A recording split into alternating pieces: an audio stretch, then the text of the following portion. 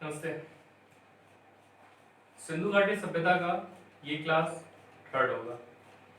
तो हम लोग सुन रहे थे कहानी जिसमें एक व्यक्ति था जो लोथल का व्यापारी था गुजरात के, और वो जाता है मोहनजोदड़ो के एक व्यापारी के पास, और मोहनजोदड़ो वाले व्यापारी का नाम था जयदीप और लोथल वाले व्यापारी का नाम था पवित्र।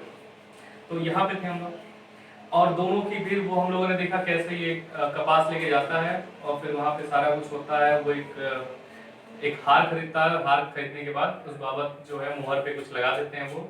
और जो मोहनजोदड़ो का व्यापारी था जयदीप, वो लोथल के व्यापारी पवित्र को लेकर अपने मोहनजोदड़ो शहर के एक जगह पे लेके जाता है। तो देखिए, मोहनजोदड़ो एक बहुत बड़ा शहर था और सिंधु घाटी सभ्यता का एक सबसे समृद्ध और एक राजधानी का क्षेत्र माना गया है। वहां पर जब ये दोनों जाते हैं तो एक जगह मिलती है जो जहां पर एक तालाब था बीच में। तालाब के चारों तरफ छोटे छोटे कमरे बने हुए थे। तालाब पक्की ईंट का बना हुआ था और यहाँ पे आज बहुत भीड़ थी।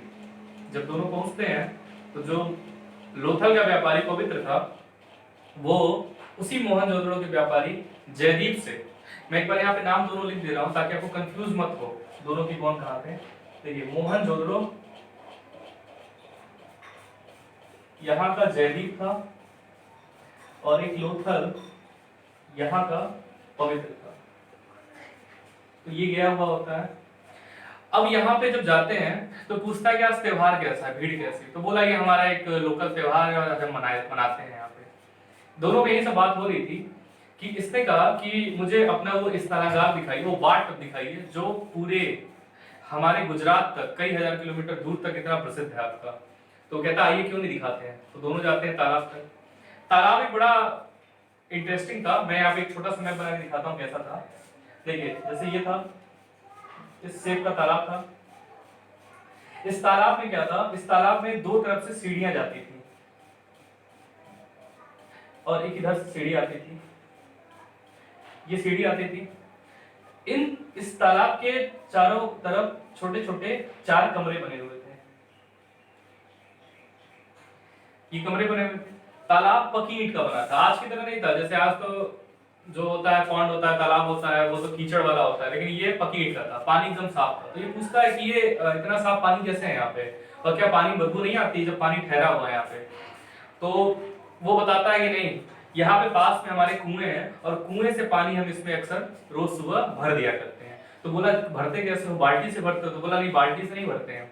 यहाँ पे एक तरफ से जो तालाब है, तालाब के एक तरफ से पानी बाहर निकलता है और बाहर निकल के फिर ये खेतों से होते हुए नदियों की तरफ हम लोग निकाल देते हैं, और बाकी इधर से कुछ पानी एंट्री करता है। ये पानी जो एंट्री करता है, यहाँ पे कुएं होते हैं और कुओं से पानी निकाल के एक नाली बनाई होती है, उस नाली से फिर से तालाब में भर जाता है। जैसे आज स्विमिंग पूल होता है ना, स्विमिंग पूल में क्या करते हैं आप लोग, तैराकी सीख लिए, सीखने के बाद आप फिर चले जाते हैं, फिर शाम को फिर सुबह पानी उसमें बदला जाता है। ठीक उसी तरीके का। फिर ये कहता है कि अच्छा इसमें 4 कमरे क्यों हैं इतने छोटे छोटे। तो बोला कि ये जो महिलाएं नहाती हैं उनको कपड़ा चेंजिंग करने के लिए। तो अब सोचिए, वो ऐसी सभ्यता थी जहां पे वो इतनी विकसित सोच के थे, इतना डेवलप, वो इन चीजों को जानते थे कि कहां पे किस चीज की जरूरत पड़ेगी। आज आपके वहां भी चेंजिंग रूम्स होते हैं। ये देखता है, काफी प्रभावित होता है। तभी मोहनजोदड़ो का जो व्यापारी जयदीप था, इस जयदीप की पत्नी और इसकी लड़की, ये दोनों भी वहां पहुंचे रहते हैं। पवित्र से मिलवाता है जयदीप, कहता है कि मिलिए, ये मेरी पत्नी है और ये मेरी लड़की है। तो क्या नमस्कार वगैरह होता है दोनों में। अब उसके बाद ये कहता है कि ये पवित्र लोथल के बहुत बड़े व्यापारी हैं और हमारे शहर आए हुए थे कपास देने, और अक्सर आते हैं ये, और इन्होंने मेरी दुकान से हीरा खरीदा है। हीरे का मतलब एक हार खरीदा है, जो भी आप समझ लीजिए, और ये अभी घूमने के लिए मेरे साथ आए हैं। इसकी पत्नी जो थी ये और इसकी लड़की बड़ा आश्चर्य करते हैं इसके ऊपर। आश्चर्य क्यों करते हैं, क्योंकि दोनों ने इसके लोथल का नाम सुना है। लड़की एकदम से जो क्या कहते हैं खुशी की मार उछल जाती है, कहती है अरे अरे आप तो लोथल से आए हो, लोथल वहां से आए हो ना जो इतनी दूर पड़ता है यहाँ से, और सुना है मैंने आपके लोथल में, आपके वहां नदी नहीं है पास में, तो आप लोग कुछ इस तरह से वहां पे नहर बनाए हो, कैनाल्स बनाए हो कि वहां से आपकी जहाज शहर के अंदर आ जाती है। और सुना है कि आप लोग ज्वार भाटा जो टाइड्स आते हैं ना, उन टाइट्स का भी आप यूज करते हैं जहाजों को अपने शहर के अंदर लाने के लिए। तो बोला हाँ हाँ ये कौन सी बड़ी बात है। तो बोली नहीं ये तो अनोखा है अपने आप में कि नदी नहीं है फिर भी आप नाव अंदर तक ले जाते हैं। तो ये बताता है कि हम भी चाहते थे कि हमारा शहर तुम्हारे मोहनजोदड़ो की तरह फेमस हो। हमारे वहां से कुछ दूरी पे कहीं से खेतड़ी थी, जो राजस्थान में खेतड़ी पड़ता है, बोला वहां से तांबा निकलता था, तो वहां से हम लोग तांबा लाते थे और हमारे पास कपास होता था। लेकिन हमारे पास आने जाने का उतना बढ़िया कोई रास्ता नहीं होने की वजह से हम लोगों ने इस मतलब एक नई चीज को खोजा है। अब देखो दोनों में बात होती है, इसी भी ध्यान से सुनेगा, इस कहानी को एकदम ध्यान से सुनेगा। अभी मैं कहानी से सारे फैक्ट्स निकालूंगा और आपको एक अंडरस्टैंडिंग आपकी यहाँ पे क्लियर होगी कि क्या क्या फैक्ट एग्जाम में यहाँ से आते हैं। अब इसके बाद आगे देखिएगा, जयदीप जो होता है, ये जयदीप के पास वहीं पे एक इसी के मोहनजोदड़ो का आर्किटेक्ट आता है। जो आर्किटेक्ट आता है वो कहता है सर आपने घर खरीदा है शहर के ऊंचे वाले भाग में।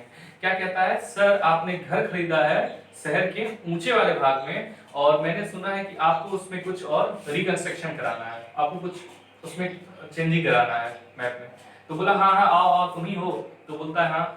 तो इसने बोला, कैसे बोला, मोहनजोदड़ो के जयदीप में। ये सारे उसी जगह पे हैं, उसी जो बाट तक का इलाका है वहीं पे हैं। जयदीप कहता है कि मेरी लड़की कह रही थी कि जो घर है नया वाला खरीदा हूं उसमें जो पहला और दूसरा फ्लोर है वहां से खिड़की जो है उस खिड़की से शहर नहीं दिखता है पूरा। तो ये बोला अच्छा तब क्या करना है। तो जयदीप ने बोला कि आप एक काम करना, मेरी लड़की के हिसाब से आप एक दो खिड़कियां निकालना और वो खिड़की ऐसी होनी चाहिए जिससे शहर पूरा दिखे। बोला हो जाएगा। फिर इसने बोला जयदीप ने कि जब मेरे उस नए घर में घुसते हैं तो वहां पे तुरंत गौशाला है, मतलब गाय पालते थे, तो वो चूंकि गोबर वगैरह करती हैं तो गंदगी होती है, आप एक काम करो उसके लिए पीछे कोई व्यवस्था कर दो। तो बोला हो जाएगा ये भी काम। तो इस तरह करके और भी कुछ सलाह देता है। फिर वो बोलता है कि मेरी लड़की का जो फ्लोर होगा जहाँ दूसरे और पहले फ्लोर पे रहेगी वहां पे उसने कहा कि बाथरूम नहीं है तो वहां भी बाथरूम बना देना। ये बोला हाँ सर हो जाएगा। तो बोलता ठीक है कल से तुम आना काम शुरू कर देना, मैं सामान भिजवा दूंगा। तो ये बात खत्म हो जाती है यहाँ पे। अब आगे चलते हैं। ये सब बात हो रही थी तभी जयदीप और पवित्र और इसकी पत्नी और लड़की भी वहां थे। तो जयदीप कहता है पवित्र से कि मेरी एक समस्या है। तो बोलता है पवित्र क्या है समस्या बताइए सर। तो ये बोला कि मेरी लड़की जो है वो कहती है कि मुझे ऐसे लड़के शादी करना है, विवाह करना है जो व्यापारी हो और वो मुझे व्यापार करने की इजाजत दे। तो ये कहता है कि ऐसे कैसे हो सकता है। जयदीप कहता है कि ऐसे कैसे हो सकता है कि उसको इजाजत भी कोई दे दे। अब बताइए कोई ऐसा लड़का कौन होगा जो लड़कियों को व्यापार करने देगा। और मेरे पास तो खुद इतनी प्रॉपर्टी है, मैं तो चाह रहा हूं कि मैं ऐसा लड़का खोजूं जो यहीं पे रहे और मेरी ही जो ज्वेलरी की शॉप है उसको संभाले। पवित्र कहता है कि इसमें कौन सी बड़ी बात है, मैं तो ऐसी लड़की की तलाश में था जो व्यापार करे मेरे साथ। तो आप समझ गए होंगे, समझदार हैं, क्या कहानी हो सकती है। तो दोनों ने एक दूसरे का हाथ मांग लिया और यहीं पे दोनों का विवाह हो जाता है, कहानी यहाँ पे खत्म हो जाती है। चलिए एक छोटी सी कहानी ये उनके लिए थी जो आज पहली बार सिंधु घाटी सभ्यता को पढ़ रहे हैं, समझ रहे हैं।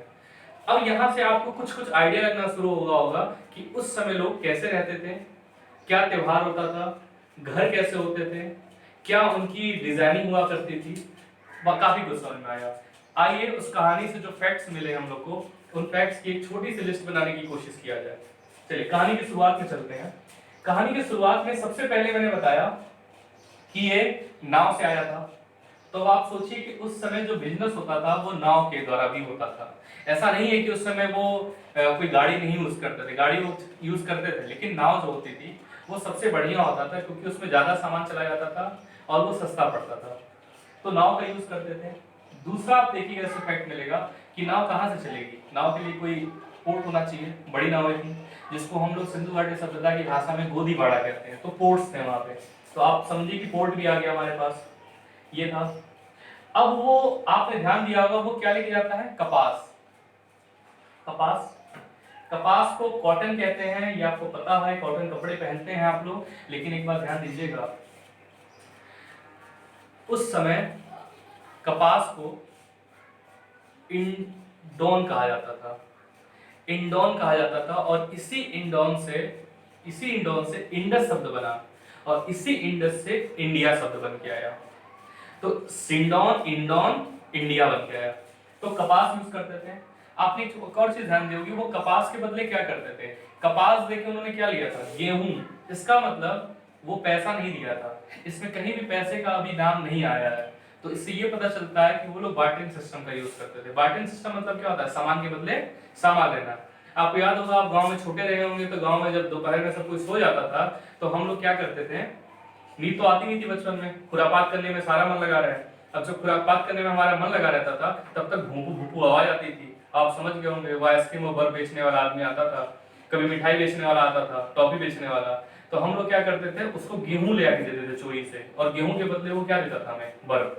तो यहाँ क्या हुआ, आप सामान देके सामान ले रहे हैं। तो ठीक ऐसा ही सिस्टम इंडस वैली सिविलाइजेशन के समय चलता था, बार्टरिंग सिस्टम, जिसको हिंदी में कहते हैं वस्तु विनिमय प्रणाली। तो उस समय बार्टरिंग सिस्टम चलता था। तो हमारे पास एक ये भी फैक्ट आया कि उस समय बार्टरिंग सिस्टम चलता था। अब अगला फैक्ट देखते हैं। इसके बाद हम देखेंगे कि वो ज्वेलरी शॉप का नाम आता है। तो ज्वेलरी शॉप का नाम आता है, इसका मतलब कि उस समय ज्वेलरियां बना करती थी। अब देखते हैं किस किस चीज की ज्वेलरी बना करती थी। देखिए, सोना, चांदी, हाथीदार, बहुत प्रीशियस जो आपके जो स्टोन्स हुआ करते थे, पत्थर जो हम लोग आज भी पहनते हैं, नीलम नीली वगैरह ये सब, तो वो पत्थरों का होता था, इन चीज का यूज होता था। बस आप एक चीज ध्यान दीजिएगा, मोती वगैरह सब प्रयोग करते थे, लोहे का यूज नहीं करते थे। तो हमें ये समझ में आया किस चीज का यूज करते थे। फिर आगे देखते हैं। फिर उसके बाद क्या होता है, आपने देखा कि उन्होंने मोहर का यूज किया था, सील का यूज किया था। सील जैसे आज होती है, मोहर लगा दिया, हो गया, ये मेरा है, मैंने इसको किया है, मैं प्रूव करता हूं। तो उस समय सील का भी यूज किया जाता था। आगे आते हैं। फिर वो उसको जब लेके जाता है तो वहां पे बहुत बड़ा बाथ टब था, और बाथ टब के बारे में हमने एक डिटेल में बात कर ली है। तो बाथ टब हुआ करता था उनके पास। बाथ टब के अलावा देखिएगा तो वहां पे रूम्स थे, पक्की ईंट का था, कुएं थे, रोज का पानी चेंज करना होता था। तो अपने आप में काफी कुछ डेवलपिंग लग रहा है यहाँ पे। इसके बाद देखेंगे तो उसमें एक आर्किटेक्ट भी आता है। आर्किटेक्ट आता है, इसका मतलब उस समय के लोग आर्किटेक्चर से काफी अच्छे से इस चीजों को जाना करते थे वो। क्योंकि आप देखेंगे तो उनके घर पहले फ्लोर और दूसरे फ्लोर, और यहाँ तक कि बाथरूम भी पहले दूसरे फ्लोर पे होता था। तो इससे ये भी समझ में आया कि उनका घर कैसा होता था, पक्की ईंट का होता था। फिर मैंने उसमें बोला कि शहर के ऊंचे वाले भाग में, इस बात को थोड़ा समझिएगा, सिंधु घाटी सभ्यता में बहुत सारे शहर थे जिसमें दो पार्ट हुआ करता था। जो शहर का वेस्टर्न पार्ट हुआ करता था, वो वेस्टर्न पार्ट थोड़ा हाई लेवल पे हुआ करता था। शहर का जो ईस्टर्न पार्ट हुआ करता था वो थोड़ा लो लेवल पे। लो लेवल का मतलब ऊंचाई, ऊपर नीचे हुआ करते थे। जो यहाँ पे बिजनेसमैन क्लास था, जो ट्रेडर्स थे, वो हमेशा हाई लेवल वाले जगह रहते थे, और जो बाकी वहां पे लेबर क्लास थे वो, और जो पीजेंट्स वगैरह थे, मजदूर थे, किसान थे, वो नीचे वाले भाग में रहते थे। तो ये जो व्यापारी है जयदीप नाम का, इसने शहर के ऊपर वाले भाग में घर लिया है। तो ये भी समझ में आता है, और इससे क्वेश्चंस बनता है। अभी हम लोग जब एक एक शहर को देखेंगे तो उसमें देखेंगे कि क्या क्या और इसमें चीजें थी। अब आर्किटेक्ट की बात हो गई, अब शादी की बात हो गई। तो एक आपके अंदर एक कॉन्सेप्ट बनने के लिए पूरा चीजें समझ में आ गई। सोसाइटी कितनी ओपन हुआ करती थी कि वो लड़की को भी देने के लिए तैयार हो गया, और ये लड़की से बिजनेस कराने के लिए भी तैयार हो चुका था। तो एक हम लोग थोड़ी बात में इस कहानी से काफी कुछ समझने के लिए मदद मिलेगी। अब चलिए इसके आगे चलते हैं।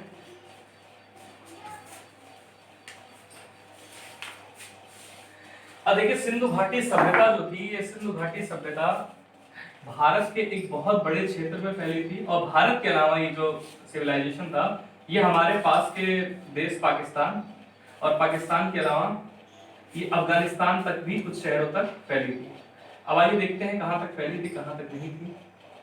ये हमारा प्यारा भारत। ऊपर जो राज्य है, जो स्टेट हमारे वहां, ये जम्मू कश्मीर है। जम्मू कश्मीर में यहाँ पे एक शहर पड़ता था उस समय, जिसको वो कहते थे मांडा। मांडा, कहीं कहीं मांदा लिखा रहता है। ये स्टेट हो गया आपका जम्मू कश्मीर, जो यूनियन टेरिटरी है। फिर सबसे नीचे साउथ में आ जाइए। साउथ में यहां पे एक शहर हुआ करता था जिसका नाम था दायमाबाद। दायमाबाद जो है ये पड़ता था महाराष्ट्र में। ये भारत के साउथ में था, ये भारत का साउथ पार्ट है, और ये भारत का नॉर्थ पार्ट है। ये तो आप लोगों को पता ही है। फिर ये भारत का ईस्ट पार्ट है और भारत के ईस्ट पार्ट में एक शहर हुआ करता था जिसका नाम था आलमगीरपुर। आलमगीरपुर यूपी में पड़ता है। अगर आप यूपी का एग्जाम देते हैं, ये आलमगीरपुर है यूपी का और ये यूपी के मेरठ डिस्ट्रिक्ट में पड़ता है। अगर आप यूपी का एग्जाम दे रहे होंगे तो उसमें ये याद कीजिएगा मेरठ डिस्ट्रिक्ट में पड़ता है। अभी और भी चीज बताते हैं। यहां से इधर आएगा तो ये पाकिस्तान, और पाकिस्तान के बगल में जो कंट्री है यहाँ पे अफगानिस्तान। देखिए ये पाकिस्तान हुआ, इसके बगल में अफगानिस्तान। अफगानिस्तान में यहां पे एक शहर हुआ करता था जिसका नाम था सूतका गेंडोर। सूतका गेंडोर शहर हुआ करता था। अब इन सिटीज को अगर हम मिला दें लाइन में तो ये लगभग त्रिभुज जैसा दिखता है, ट्रायंगल जैसा दिखता है। इसीलिए इसे ट्रायंगुलर सिविलाइजेशन भी कहते थे, त्रिभुज के आकार में फैली हुई सभ्यता। क्योंकि इससे ऊपर कोई शहर नहीं था, इससे ईस्ट में कोई नहीं था, इससे साउथ में नहीं था और इससे वेस्ट में कोई शहर नहीं था। अब दूसरी चीज ध्यान दीजिएगा, इससे क्वेश्चंस आते हैं कि सिंधु घाटी सभ्यता का सबसे पश्चिमी शहर कौन सा था। तो सबसे पश्चिमी जो था वो सूतका गेंडोर था और ये पड़ता है अफगानिस्तान में। यहां पे एक नदी हुआ करती थी दाश की नदी के किनारे था ये। अब क्वेश्चन आता है सबसे नॉर्थ में कौन सा शहर था, मांडा पड़ता है आपके ये चिनाब नदी किनारे, चिनाब नदी है। फिर आता है आलमगीरपुर, सबसे ईस्टर्न शहर था, इससे ईस्ट में कोई नहीं था, तो ये पड़ता है आपके हिंडन नदी किनारे। हिंडन नदी है जो यमुना में मिल जाती है और हिंडन एयरबेस नाम गाजियाबाद का आप लोगों ने सुना होगा, जो 26 जनवरी में वहां से फाइटर प्लेन्स वगैरह टेक ऑफ करती है फ्लाइट। अब इधर आते हैं दायमाबाद महाराष्ट्र में, और ये हुआ करता था गोदावरी नदी के किनारे।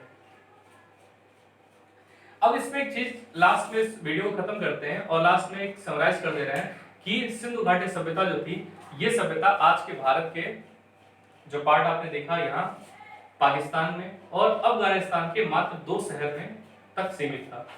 तो कुल मिला के 3 देशों तक फैली हुई सभ्यता थी सिंधु घाटी सभ्यता, जो आज अगर देखा जाए तो 20 लाख वर्ग किलोमीटर में फैली हुई है। लगभग 1500 साइट्स हैं, ट्रायंगुलर शेप है, बिजनेस बेस्ड थी ये, एग्रीकल्चर बेस्ड नहीं थी, बिजनेस बेस्ड थी। और इतनी चीजों के साथ आज की क्लास खत्म करते हैं। अगली क्लास अगले वीडियो।